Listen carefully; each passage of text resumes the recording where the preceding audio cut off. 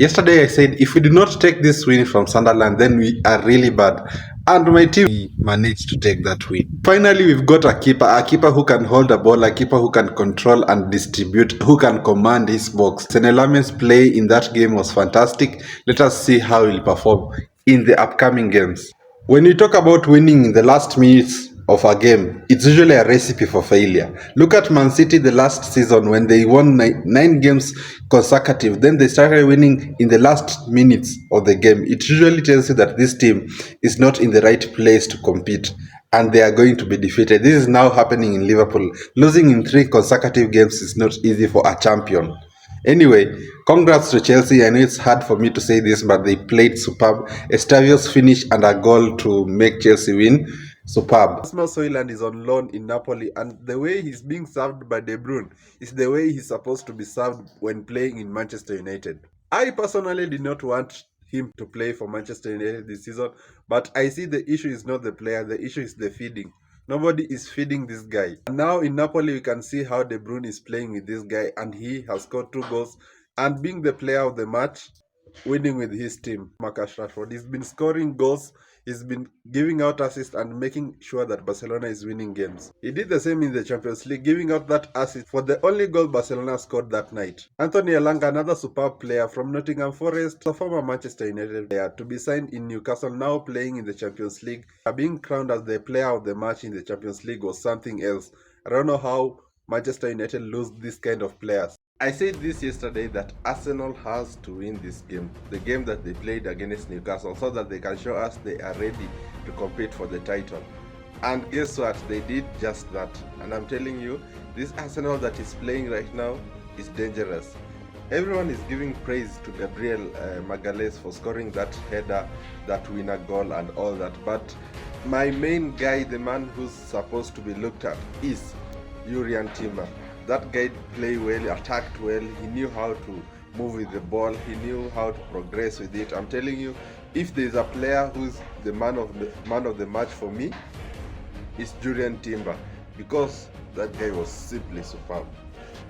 On the other hand, Eze has really fit into that system and is playing superbly. Everything nice is going to happen with that team when Eze is playing, and I like the style of player that Eze plays. For now, I love how Arsenal are playing. Subscribe, like, and follow. Barcelona versus PSG. This is the game of the night. This is the biggest game in the Champions League today. And this game is going to be 50-50. I'm not sure which team is going to win. But with the injuries that PSG have right now, I'm going to predict a Barcelona win or a draw. Yesterday night in the Champions League, Real Madrid won, Atletico Madrid, Bayern, all the big teams won. Don't call Chelsea a big team. They just managed to go with that 3 points. The only team that did not win and came as a shock was Liverpool against Galatasaray. Galatasaray won that game 1-0 against Liverpool. Monaco is going to play against Man City, and this game I'm going to predict a 2-1 win for Man City or a draw in this game. Dortmund versus Athletic Club is going to be tough. Don't count Athletic Club out yet. Dortmund are going to score first, but the game may end in a draw or an Athletic Club win. Arsenal versus Olympiacos, and Arsenal are going to win this game 2-1.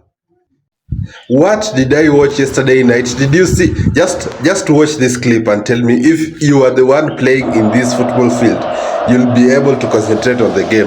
The noise was too much. The supporters were making too much noise. Even Mohamed Salah closed his ears. To make it worse, after they have won, they ridiculed Liverpool by saying that you never walk alone, but sometimes you walk without a win or you walk without a point. I mean, if that is not a football matter, I don't know what it is. Let us subscribe, like, and follow.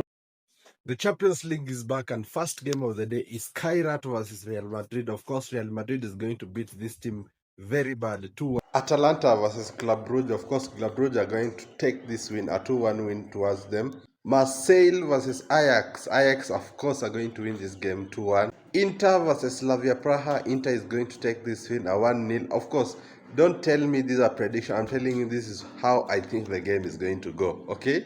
Don't come for me in the comments. Chelsea versus Benfica. Chelsea are going to take this win or Benfica. So this game is a 50-50 chance. Galatasaray versus Liverpool. Liverpool are going to take this win, a 2-1 win against the Galatasaray.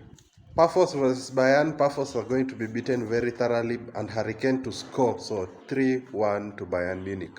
Bodo Glimt versus Tottenham. Tottenham is going to win this game, a 2-1 win against Bodo Glimt. And lastly, the last game of game 2 of the 8 games in the Champions League is Atletico Madrid, Frankfurt, and Frankfurt are going to be beaten thoroughly, a 2-1 win for the Atletico Madrid.